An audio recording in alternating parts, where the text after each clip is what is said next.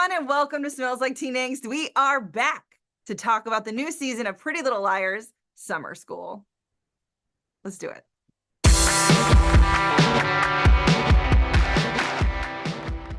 Hello, and as always, I'm Sarah, and I am here with my cohorts, Keiki and Jordan. Say hello, ladies. Hello, ladies. Hi, guys. We've missed you. I hope you've missed us. I have missed everyone. We knew this show was coming back. Max was being very cagey on when it was going to, and then all of a sudden they're like, just so you know, it's coming out in 6 weeks. And we're like, gagged. I was very excited. I don't know about you guys, I was wondering about the name change. Like, are we doing the Disney residual thing that, like, if the name is different, they don't have to pay the same kind of contract? Because Original Sin, it could have stayed. Summer School's right on the nose. I don't know. Honestly, I forgot that this had gotten renewed.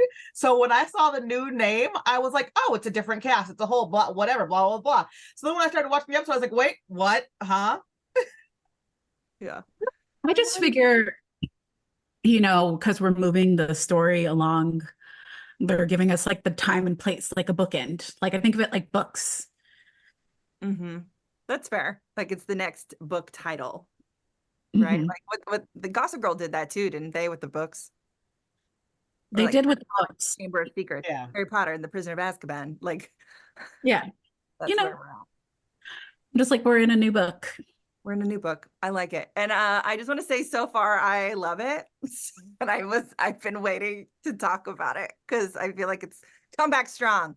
But if you're like me, I'm going to do like a mini recap of just the ending of last season. Because when watching it, I was like, I don't remember anything. And I had to watch a video.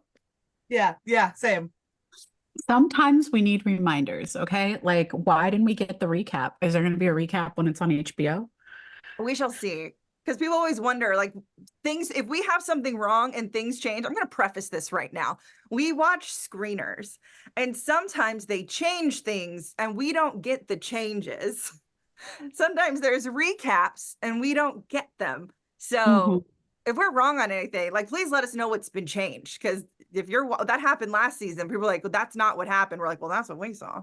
So Nothing with it. So at the end of season 1, the big thing that we were surprised about is we actually did learn who A was. So the whole backstory was like the principal of the high school and Rose Waters, who was the girl who unalived herself, had a relationship, got pregnant in high school, and she had twins. And one of them was Archie. So we have Archie and Angela. Angela is the girl who the sheriff assaulted and then made everyone mad. And Imogen's mom made her a ghost. And so she unalived herself. And Archie was the twin brother who then took revenge. So Archie was A. He wore like a burlap sack like the strangers, or it was like made of skin. We're still not 100% sure. And the first season had a lot going on. So like Chip was a boy in school who assaulted 2 of the girls, Tabitha and Imogen, getting Imogen pregnant. And it was just like, oh, okay, so when this new season picks up, at first I was confused and then realized, oh, we're literally picking up right where it left off. Because Archie got out of prison, murdered Chip, murdered the sheriff, and here we are. So I thought this was really interesting that we like kind of picked up in this first episode in order to wrap up all the loose ends to get into our new season. I mean, I'm thankful for it. I really liked it because I feel like we had said last time, and maybe I'm putting words in our mouth, but I feel like we had talked about how Chip just got away with it and it was really aggravating, and how nothing happened to the sheriff and he was a bad guy and that was really aggravating. And I feel like this is one instance where the writers either had a plan or listened to fan feedback and it worked out. Because a lot of times when writers listen to fan feedback, they do things that make it worse. I'm looking at you, Star Wars. This time they were like, oh, we gonna make it good and better. That's exactly what I thought it was too, especially in the case of, is it Imogen's baby? Yeah. Yes. Of Imogen's baby, because again, that was in the first beginning part. And then I was like, oh, so I guess they didn't give the baby to Ezra and Arya. And, she puts in a little quip about, I don't know, that guy gave me a bad vibe. He was creepy. And I remember last year, people, like the last time this was on, people were like, are you freaking kidding me? Like, Ezra and Arya were the worst couple. They were so inappropriate. And now we're going to reward them with someone's teen pregnancy. Like, no, he's a creep. And I was like, all for it. You know what? Have that feeling. You should have that feeling. He is a weirdo. Yeah, that was a big retcon, I think, from the backlash of the fans, because her saying that, I was like, oh, there it is. Before it even happened, I was like, who has her baby? I am so confused right now.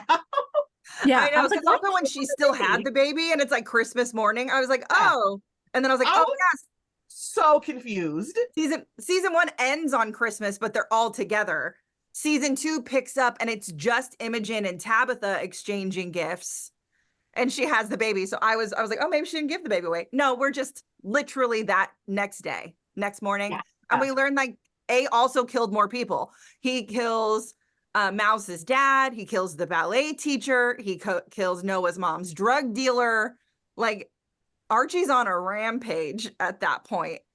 And the police don't have him. So like they come up with this plan like on New Year's to like catch him, right? Catch him. It's the anniversary of Angela's, death, and they catch him at the grave. And I'm like, there we go. He's got like walking with a little teddy bear because I give it to his sister. And then, the police surround him and catch him. And I'm like, there we go. Okay, we're going to catch him, put him in jail. He's got to go through his arraignment, his court date. And then we jump ahead 6 months and we see the girls in self-defense class and the girls are in group therapy. And I love those moves for them. Mm-hmm. I like these healing steps. I like the growth. Can we talk about the therapist's office for 2 seconds though? Because I really love the way that it's set up. And I like missed a couple sentences. So I was just looking at the set and I was like, this is a nice set. It does look great. I love it. I understand also the girls' worries that they have because Archie's escaped the police before and they're like, look, he's going to go in a psychiatric facility. It's going to be like Michael Myers coming after Jamie Lee Curtis, or he's going to get the death penalty. Sure. But again, he's already escaped prison before. And so they're all horrified. I'm like, yeah, I get that. I would be scared too. I would constantly be living on the edge if I was them. Absolutely. I really love how they're addressing the girls' trauma in a very like grounded, realistic way. Because I feel like a lot of times in horror movies, when we have sequels and the final girl comes back, they don't really address the fact that like that girl is traumatized. Oh Absolutely. My God, yes. I really like how they're handling the idea of like trauma and abuse and how every girl has like a different type of family dynamic and storyline in this show, because all those things add to who you are as a person, and what you have to heal from as a person and what's going to be triggering for you as a person. And of course, the original series of Pretty Little Liars had these differences, but everyone had them. It was nothing specific and distinct. And I like it, Yeah. I like it separates them as well as brings them together. Agreed. And no one's dismissing what they've been through. And I feel like that's a really big thing in YA like things now is like growing up, a lot of stuff and trauma, everything was dismissing it. Like it's not a big deal. And I really appreciate what you guys were saying. Like this show is like, no, we're not going to just scoot over it. But then I do like when they have the lively moments when they're all talking about like the jury taking too long. They're all like really curious about what he looked like under the mask, because we are too. Like, because he can't wear the mask. And I feel like this show doesn't say or do things for the sake of it unless it's like a weird red herring. So I feel like Archie may not be gone and we might like cast someone with a face. Or Archie's a face we've already seen. Ooh, Keiki. And, I'm like very much like, because we've seen these shows, we've seen Pretty Little Liars, we've seen Gossip Girl. We know it's always someone that you already know. That's how they flip it and turn it back onto it. It's never like some rando out in the world actually seeking revenge. This person has already masterminded themselves into the lives of everyone around them. And then they're going to get what they want, like what's theirs. So I'm really, really curious to see how some of these new characters they've introduced play out and see how long it takes us to get the face of Archie. I know, because the principal last year was a really big surprise, I think, for everyone, because he was such a small character in the show. Mm-hmm. So I'm like, are they going to go that route again? Or is it going to be someone that's like literally staring us in the face? So we'll just have to see. And they killed off all the people that we were kind of questioning last year. Exactly. The ballet teacher, the dad, Mouse's dad, like drug dealer. I know. We're on Chip's a fresh gone. slate. We're on a fresh slate. It's wild. So I'm going to go through this like a lot like we did last season. I'll just break it down per girl. I feel like that's kind of the easiest way instead of like, but to like just set up a little bit more of the girls. Tabitha's film got rejected from the film festival, which is like the short film she did about the assault with Chip. Mouse is wants to help her. So like, she's like, just do it yourself, promote it, put it online like we all do, and put it on Spooky Spaghetti, which I love our Riverdaleisms because this is the same world. Spooky Spaghetti. I can't. And they say it so often. And every time I'm just like, I can't. Yeah. So the first girl I'm going to talk about is Noah. So Noah's mom is still in rehab. She's 6 months sober, super proud of herself. She wants to stay a little longer because she feels like she's not ready. So that means Noah is still living at her boyfriend's house, sneaking into his room to make out. And I appreciate the mom scolding her about it because, girl, you don't live here. You can't be salty about this right now. Yes, the mom did come at her a little sideways about it. But also, as a parent, I think that the amount of guilt you would have if your kid was a part of a teen pregnancy underneath your own roof and you allowed it, like, she's already, it's a really big deal that the girlfriend's staying there. Like high school girlfriend is staying at the house. Yeah. You know, so then like family game night, the mom steps over the line, is really passive aggressive with her. And then Noah lies. And she's like, it's fine. My mom is coming home. I'm just going to go live in that house by myself that no one's going to know about. And I get that. I get why she's wanting to do that. And I think it like sets up a really great space for the girls to kind of go on the mystery hunt that we're all going to go on. Yeah. They're going to have a home base, somewhere to run to where the parents aren't. I appreciate it. But again, it also sets no parental supervision, guys. Here we go. It'd be making me nervous because we know that Noah's not a great decision maker sometimes. So I'm nervous. Yeah. And also, like, you remember the whole pizza delivery thing that happened at the house last time? Oh, yeah. You know, there's like a lot of stuff that has already happened at that house. Like, that house isn't necessarily safe to me. No. And she's staying there alone already. Yeah. Like, after having gone through so much trauma, when they're very much setting up like, we're really not safe. We're not safe. Mm-hmm. But I'm going to go live by myself because my mom's in rehab. Like, and Archie's gone. He's getting the death penalty. So it'll be fine. I was like, not going to be fine. Not until it happens. That's, you know, Faran, who I think is actually becoming one of the most interesting characters in the show. Cause you know, she was just like the ballet trauma girl. And then we learned all the stuff that happened with her and her back and her mom, like and her parents last season. And now she's like, I love that she's like sharking all the guys and lifting heavier than them and taking all their money. She's still dating Henry, the ballet boy. But then what's kind of going on with her is she has been cleared to dance, but she's pretending that she can't and that she's going to be in rehab because she's really learning that she doesn't want to. And I think that's a really big deal for her. And she's got to kind of figure that out. And then the thing with her, oh, go ahead, Jordan. It feels like you want to say something. No, I think it is a big deal. And I, like, as a dancer and people who are surrounded by dancers, that is a huge part of their identity. Like, being a dancer is basically your whole world because it takes up so much of your life with rehearsals and workouts and this, that, and the other. And so she's kind of like, she's not just been through trauma, she's basically losing a huge part of her identity. And I think she's really putting off having to face that by being like, oh, my doctor just hasn't cleared me, instead of saying outright, I don't want to do this anymore. Yeah. Yeah. That's a big deal. Because in a way, she hates it and she's hated it for a long time. And I feel like she's kind of like, if I'm not a dancer, who actually am I when this is never who I was in the first place?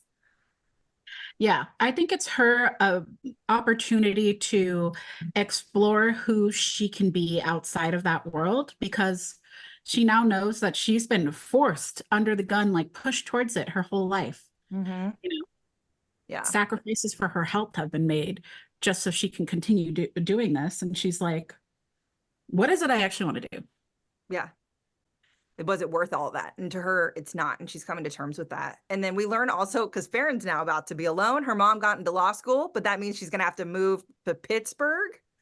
And which is a big deal because that might happen or it might not. We'll see where that goes. But while there, we run into crazy Mrs. Beasley, who, if you guys remember from season 1, was the sheriff's wife. She stabs him. She's Kelly's mom. And we learn that they are now crazy church people. And so, I don't mean that meanly. There is a level. I had forgotten all about the Beasleys, and this is where I was like, okay, I'm in too deep. I need to pause this and go like read a plot summary of season 1. You're like, who are you? What's happening? Yeah, why are you important? Yeah, I had to get a nice reminder on the Beasleys and their whole situation. And yeah, now they're in a cult. Now they're in a cult. Because when you are going to Our Mother of Holy Grace with a pastor named Malachi, you know that's just not good news. No. And the church is run down in what's a seemingly newish town. Get out of here. Mm-mm. Yeah. But like Kelly seems happy because Faran's very concerned because they became friends. They started as rivals and became friends. And she goes to see her and Kelly's like in the chorus. She's like, I've never been better. This is so amazing. This church really got me through the darkness. And Faran's like, did we like just leave her alone? Like, how did this even happen? Because we were there for her, right? And like, no, that's just what they get you when you're vulnerable. It's just what happens. That is very true. They do go after the vulnerable. Yeah. Call your dad, you're in a cult. Call your dad. You're in a cult. And Faran offers Kelly a spot in the summer intensive because that's another thing she's giving up is the summer intensive with Henry. Henry? Yes. I want to call him Harry, and that's just not correct. And she actually like confesses to Kelly about being okay. And I think that was a really interesting person for her to really share the truth with and try to bond with in that moment. Because I think in a way she's trying to be like, Kelly, look, I wasn't okay. I'm still reeling. Obviously, you're not okay. You're reeling. Maybe you love to dance. So maybe this will help you more than being in the cult. But Kelly it's just a choice. And even if they're not the closest of friends, I think she wanted to help Kelly. But also Kelly is, as a dancer, can understand what she's going through. Mm-hmm. Yeah. So, and then Kelly, of course, goes, I'm praying for you. And I'm like, no, Kelly, no, I got you. And then this next scene, though, like the jump cut to Kelly and Greg in the room making out and then her getting on her knees. I was like, what are we doing? Because it is a Max show. And then this girl starts praying away her temptations. And I'm like, oh, okay. I was uncomfortable in one way, and then I was very quickly uncomfortable in a different way. You know, I thought of, remember like Future and Sierra and like him being like, she's crazy. She's like a church girl. She prays before sex. Like, I was like, oh, she's pulling a Sierra. Like, you know, like. Is that real? Yeah. Yeah, Future said that. Future said that about Sierra before she ended up with like Russell Wilson. Yeah. And her and Russell be all kinds of churchy, but that woman stays pregnant, so it must work. It works. Yeah. Whatever works for you. And next on my list is Mouse. Can we just take a minute to talk about Mouse hitting puberty all of a sudden? Right? Mouse looks way grown, beautiful, but like beautiful. This is one of those moments where you can tell they took a year and a half in between filming because you're like, oh, you look completely different. Yeah, her face has got like that adult loss of baby fat. Like she just looks snatched. Because like that Mouse, that's why Mouse is Mouse, right? Because she's like the cute little girl. And so I was like, look at her. She's still she's a cute woman now. And I was like, look at you, girl. Stunning. I was just shocked. And I love that she and Ash are still together. Mm-hmm. And her and Ash are just adorable. I love them. I love them. They're so cute. And of course, Mouse is obsessed with spooky spaghetti. And while on this website, she sees their faces, their names, like have been released to this website, the 5 girls, and that's never happened before. And now, of course, they're all freaking out because they're the next 5 loose ends, the next 5 final girls, which I understand. And then we get this photo of bloody Rose Waters. Now, Rose has gotten a level up because last season she was just the mama, and now she's Bloody Mary. I know. Like, look. And I'm confused. Are they going a supernatural route? I have so many questions. I have so many questions. So here's the thing. Yeah. As someone who's like watched Pretty Little Liars, watched Riverdale, watched all the spinoffs, you know, like I love that there's a possibility of these worlds merging together and of us getting like a more supernatural take on things. However, I don't think that as a physical person can be a supernatural being. Maybe a cult, maybe something that people are praying to, maybe like Scream where it's more than one person, but definitely not like you say Bloody Mary in the mirror and it happens. So this being introduced is kind of like exhausting already for me. I'm excited, but are we going to be running away from ghosts the whole season? It's another red herring. It's got to be. It's got to be. For me, it's very, because it is Roberto, right, from Riverdale. And it's very much, you remember that season when they were playing D&D? Yeah, season 2.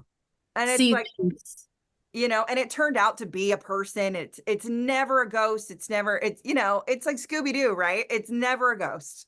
Mm-hmm. You're going to rip off the mask and it's someone. And like, who is that person, right? We've got theories. We'll get there. Don't talk about it. We have thoughts. But yeah, the legend though, I thought was real gross and creepy. Like the whole idea is like Archie made his mask by like skinning his mother and like punishing her for keeping him locked in that cage all those years. And then you summon her like Bloody Mary. And I love that they try it. Leatherface. Leatherface, exactly. And I love that they try it. And then we get the jump scare of the janitor, which is. I called that, by the way. I was literally like, look at them just being stupid in these mirrors. Watch the janitor walk in and be like, what the hell are you girls doing in here at school? And of course it happens. You know what? I immediately went to the new Candyman when I saw them in the bathroom. Because I love that. I love both Candyman films. And I thought about the new one, dumbass girls in the school bathroom conjuring up a monster. Like, look, we gotta learn our lessons, guys. Next, I've got Tabitha. Wait. Oh, go ahead. I have one more note. So before they all talk about doing it, and I loved this scene because I love how it was like, maybe we should do it.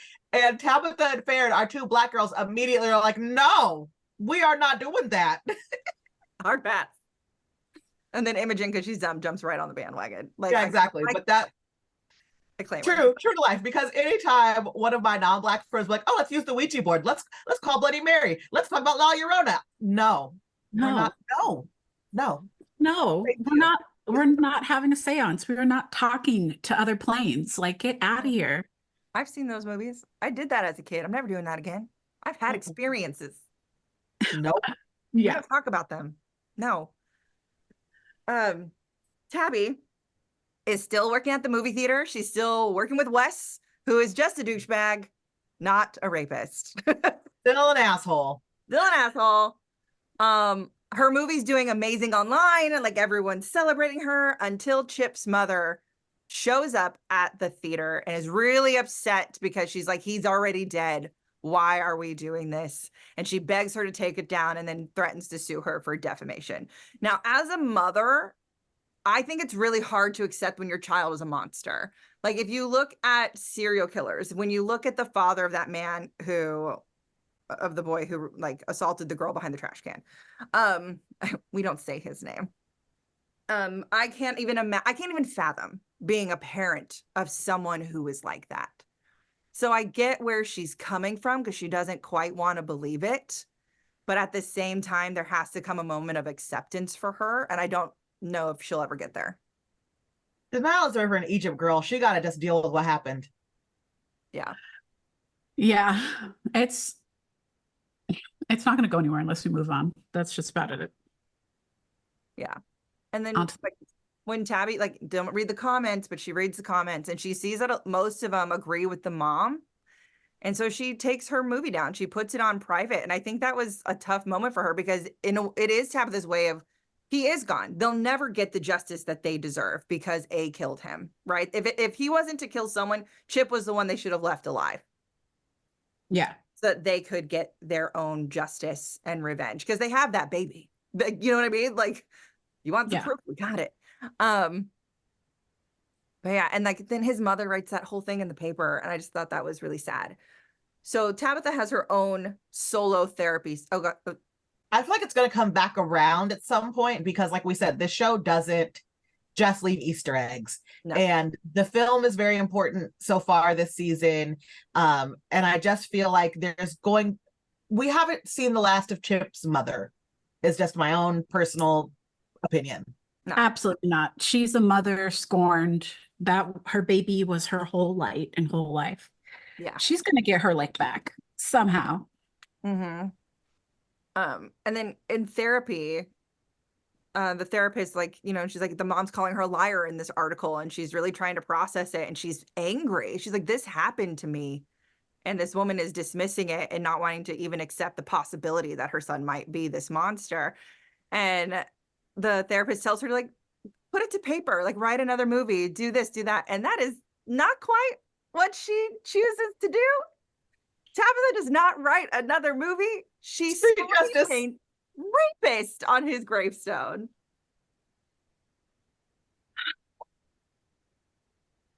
And I'm like, well, and she also has this confession to Imogen that I also really appreciated, that she regrets like failing the test from A before, where her whole thing was to carve the A into his chest, you know, last season when they were all given the test of what to do.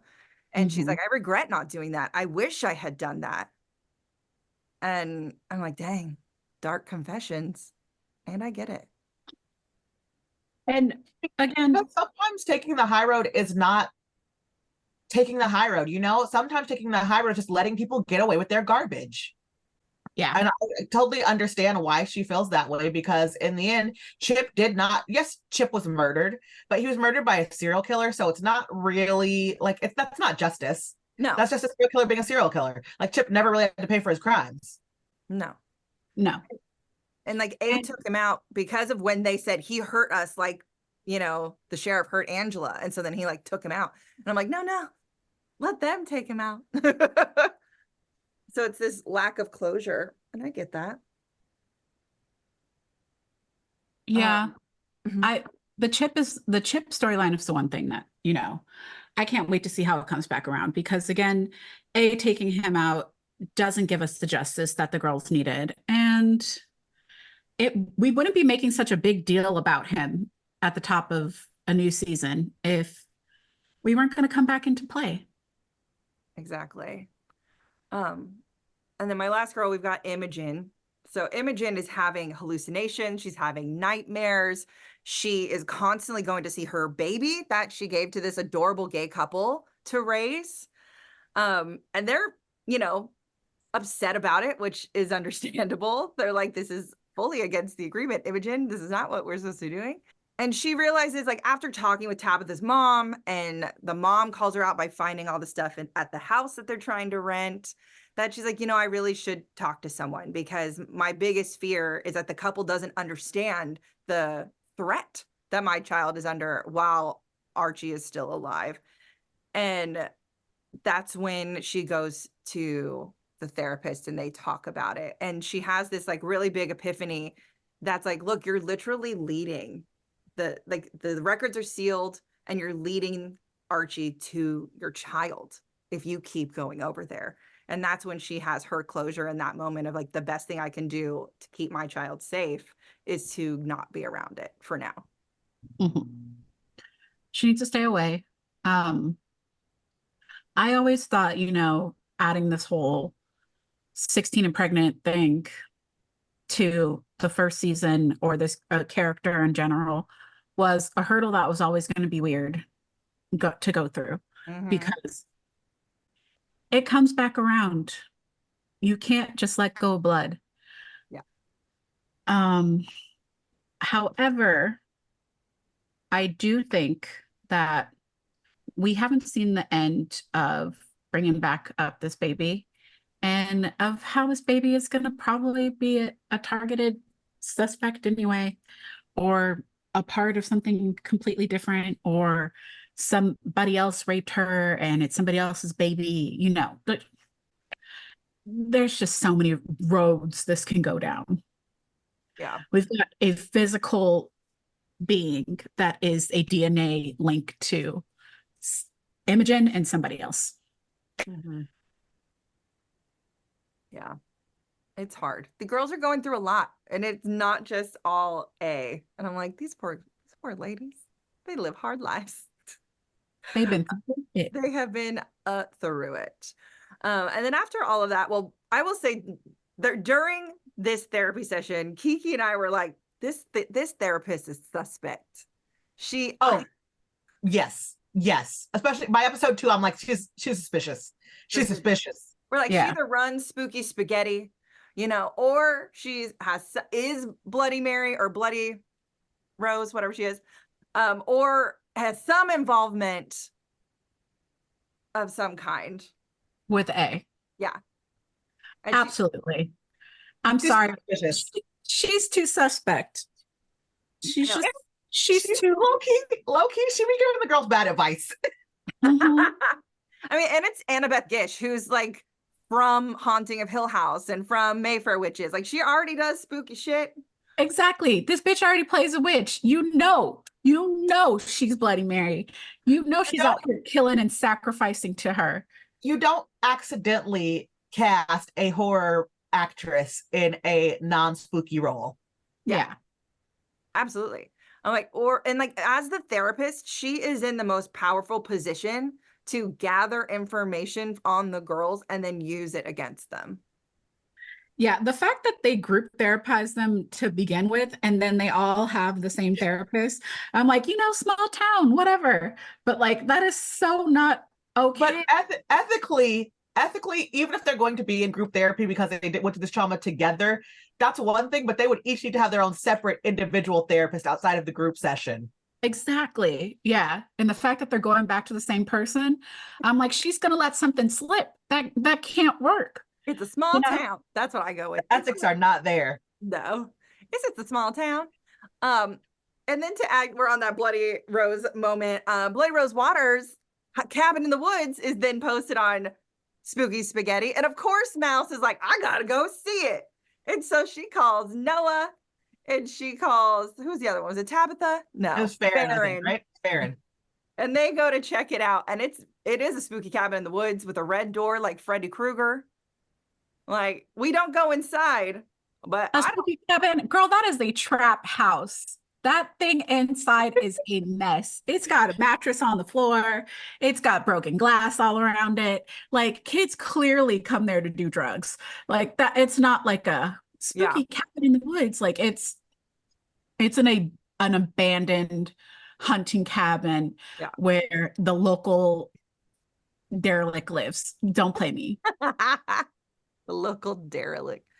Yeah, because we do at the end, like the big coda, like we see 2 random people looking inside, hooking up in the trap house, as Keiki called it.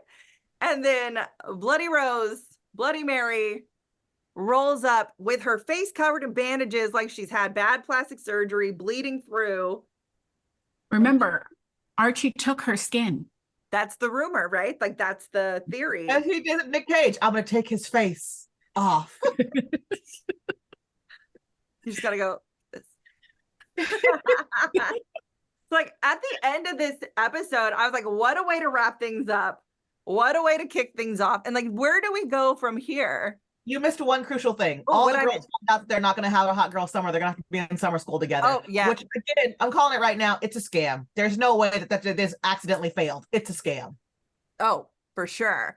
Because I love that they all get called to the principal's office, and I'm like, all 5 of them have failed. I'm like, okay. Scam. Like, yeah. So I'm just like, what are we going to do here? I do love it. I was going to ask you guys this, that the girls are like sitting on the roof thinking they're going to have their hot girl summer. And they're like, what are your favorite summer movies? And I thought that was cute. So I was going to ask you guys, what are your favorite summer movies?